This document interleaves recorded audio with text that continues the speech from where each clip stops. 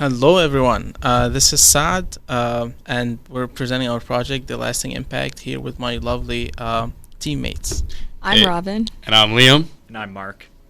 Okay, so first we would like to take you through a overall pipeline for the whole project. So we start with some EDA, which was conducted by Robin. Then we do some cleaning for the key text fields in our data set, which most of us contributed to, but then we split our focus on two distinct modules, which were the sentiment analysis and the topic analysis. These were done by Liam and Mark. Then we can connect the result of this with the census data that we prepared, and we pass this onto our model that predicts the match length. We've experimented with so many cool technologies throughout this pipeline that we're excited to share with you, beginning with Robin and our EDA. Thank you so much, Saad. So the first thing that we looked at was match length distributions across program types and time. Match length distributions across program type were very, very similar. We didn't find any big differences. The biggest takeaway we saw was that the vast majority of matches are being made in community. That's actually making up about 74% of your matches, and then the rest of them are kind of spread across site-based. When we looked at match length distributions across time, in this graph here, we have match length in months on the x-axis, and then the count or number of matches being made on the y-axis. The most interesting thing we saw there was that while most of these graphs are hard right skewed, the match length really decreases after COVID, and we think that's partially due to the impact that COVID had, but also due to the fact that these matches are starting more recently, and so they're having less time to exist. We wanted to look a little closer at match length, and so we looked at average match length across time to see if we could find any seasonal patterns. And what we found is that before 2020, matches that are starting in the summer, so kind of April to August, are on average lasting much longer than matches that aren't starting around those times. After COVID, that seasonal pattern kind of completely drops off, and we don't see that spike anymore. Next, we looked at closure reasons across years, and we kind of saw trends in 3 chunks of time: pre-COVID, COVID, and post-COVID. And what we saw was that for pre-COVID, the reasons that matches were closing that were the most popular by far were volunteer time constraint and the volunteer moving or the child moving, either by changing site or by changing school. These were the most popular reasons by far, and they continue to be the most common reasons for matches closing across all the years, but we did see a couple more reasons become more popular in the later chunks of time. So during COVID, we saw more children and volunteers losing contact with the agency or losing interest. And then in post-COVID, we saw more successful match closers, and we also saw a lot of NAs, which were taking to be matches that are still currently active. The last thing that we looked at was demographics. So we looked at whether or not the big and the little having the same gender or the same ethnicity impacted whether or not the match would be successful. And we also looked at just the proportion of success by the gender of the big, and what we found is that there wasn't really a significant difference between those things. So we're not seeing a higher chance of success based on the gender or based on aligning the gender or the ethnicity of the big and the little.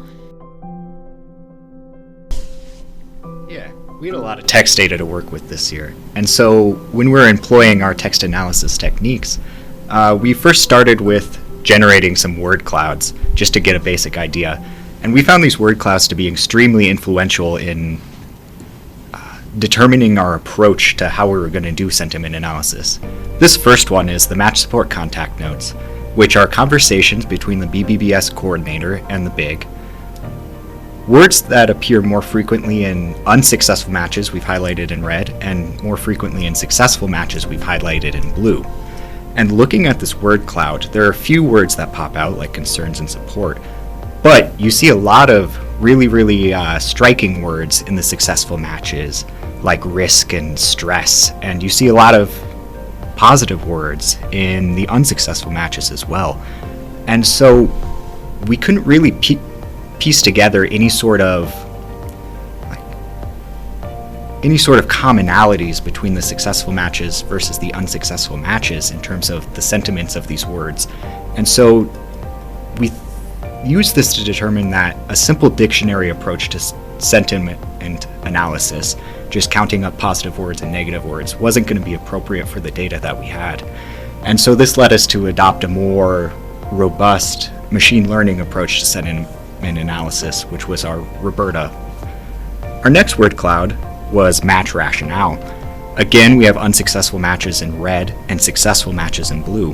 And what's really, really interesting about this one is you see a lot of very, very specific interests in the successful matches, like science or reading, and you see a lot of general personality traits in the unsuccessful matches.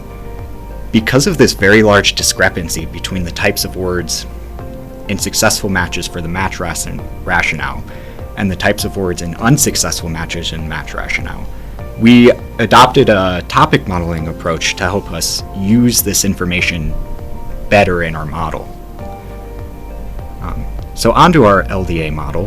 This is a result from our topic modeling. We determined that 7 was the best number of topics for our model, and this is just the top 8 words in each topic. And now I'll pass it on to Liam to talk about our model, our finalized model. For sure, thank you, Mark.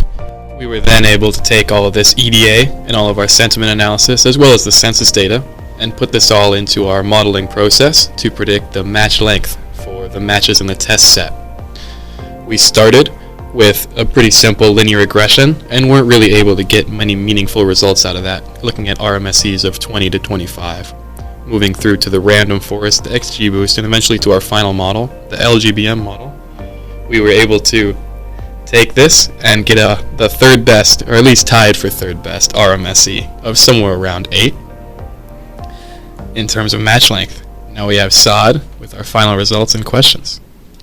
Yeah, so to put this in practice and provide big brothers, big sisters with an easy way to assess matches, we came up with this set of questions that they could ask to the bigs in order to tell how healthy the match is going. So these are spread across 3 categories, beginning with availability. So as we saw when Robin introduced the reasons for the match closure, we had the volunteer time as being one of the major constraints.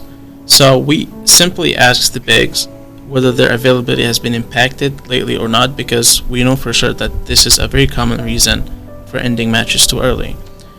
We also inquire about the interaction between the big and the little, and that was inspired by the analysis that we gained from our word cloud.